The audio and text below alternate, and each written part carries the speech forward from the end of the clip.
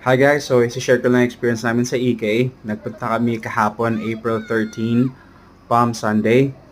Ngayon, nag-express pass kami and technically, yun isa sa pinakamalaking mistake namin is dapat hindi kami pumunta ng maaga. So sa mga nagbabala pumunta ng EK na mag-express pass, hindi nyo kailangan pumunta ng maaga.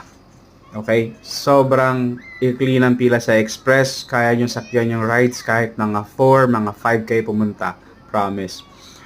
Now, may mga attractions, may mga shows na probably hindi nyo magagawa pag sobrang late kayo pumunta. Pero kung nagawa nyo ng ibang attractions, nagawa nyo ng ibang show, technically, kaya nyo lahat ng 5 to 8, 3 oras. Or 4 to 8. Hindi na masyadong mainit ng 4. Now, para doon naman sa mga hindi kukuha ng express pass, sulit pa rin kasi nga kung pupunta kayo ng maaga, and again, keep in mind, maganda pumunta ng maaga kung wala kang express kasi sobrang kaunti lang ng pila. Nung dumating kami doon 11, walang kapila-pila dun sa mga rides.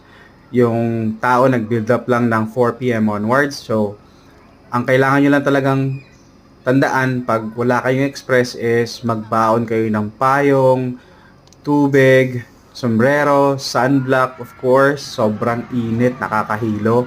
And unahin nyo yung mga rides na indoor or attractions na indoor. For example, Agila. Yung Agila, indoor yon, hindi mainit.